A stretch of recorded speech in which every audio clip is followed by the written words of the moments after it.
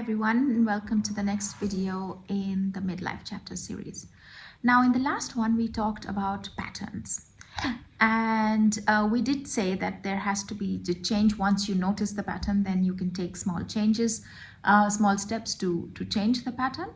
Now, what I was thinking about is today we can talk about change itself, because I think that this is something that's rather crucial.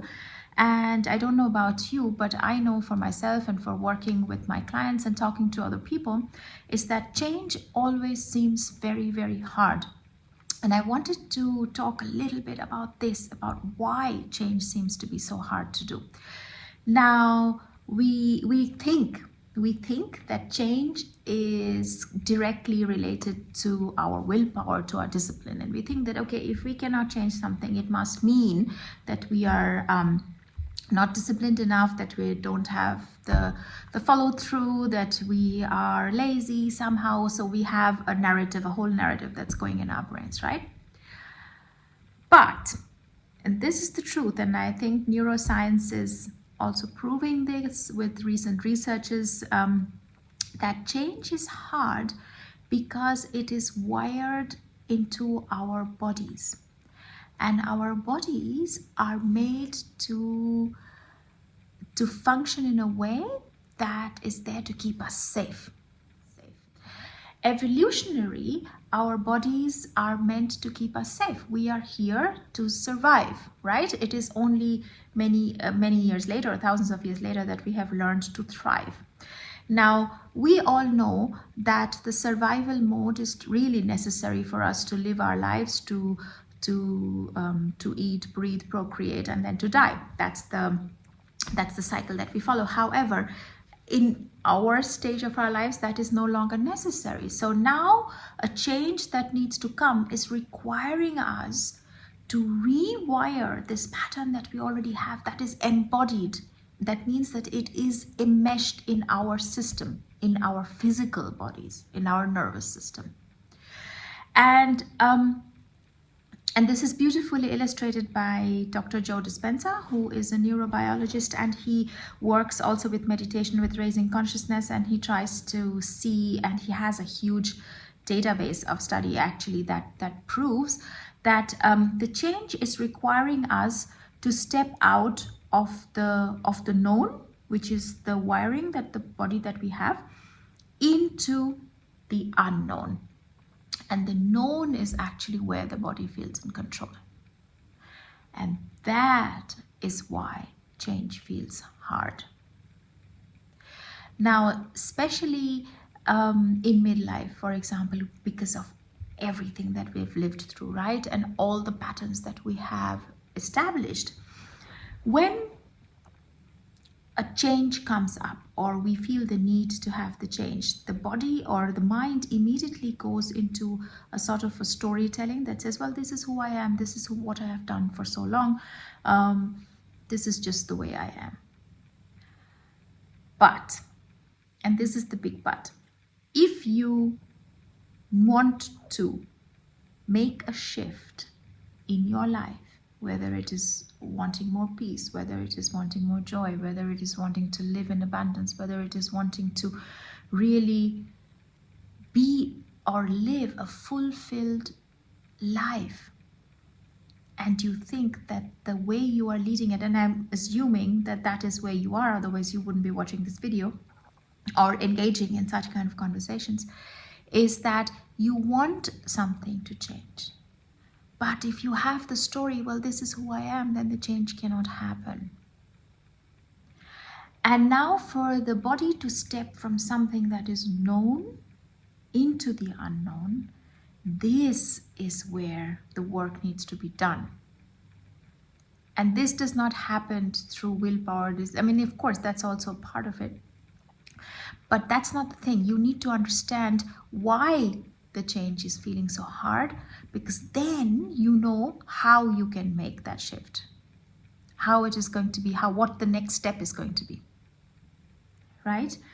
So, and the other thing that happens is that in midlife, not only are we asking the question or establishing a fact, oh, this is who I am, this is what I have done for so many years, and this is just me, difficult to change. I'm not smart enough, good enough, intelligent enough, whatever story. You can take your pick, right? The other thing that we always wait for is kind of a certainty. So we always saying, well, you know, if I'll take an example.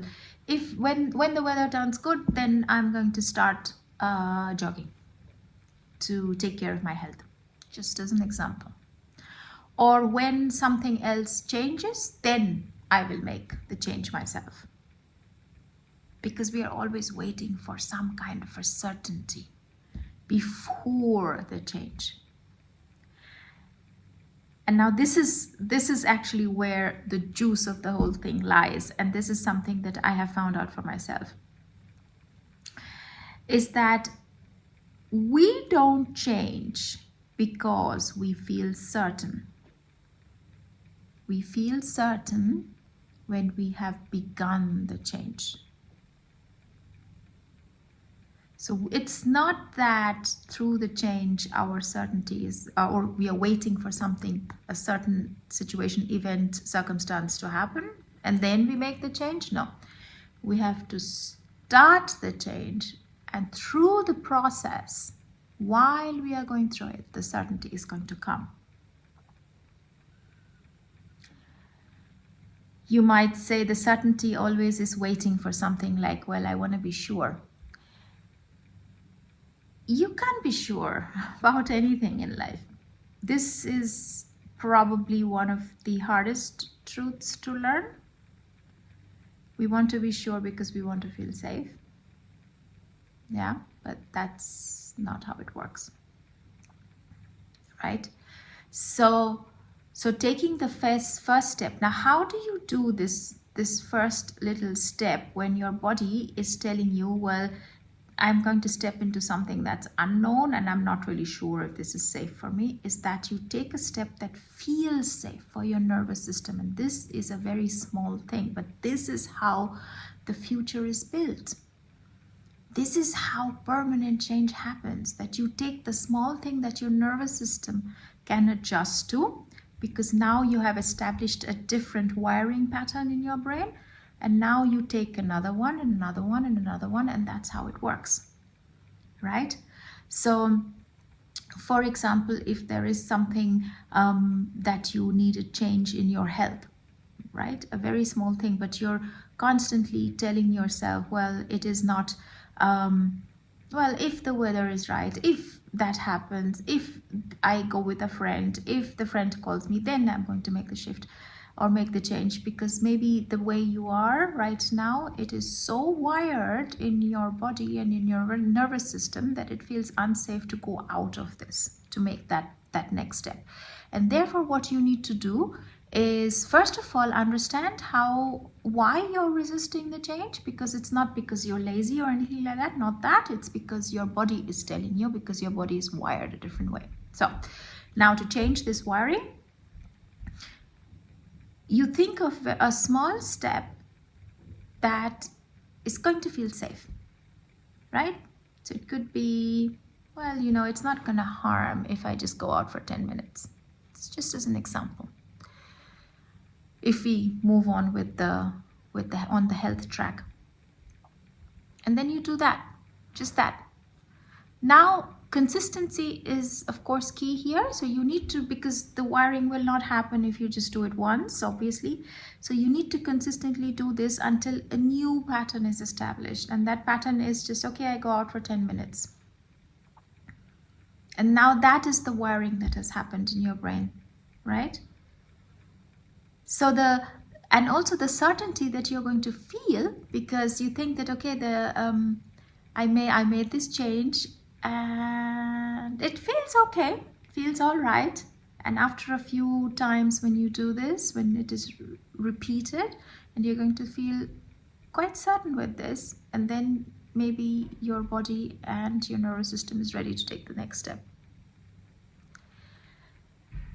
So that is how change is going to play out, and that is how you are going to be able to make the shifts that are necessary in your life. And remember that if you are here, if you're asking all of these things, and if you feel lost, it's not because you're broken or anything like that. It's none of these things.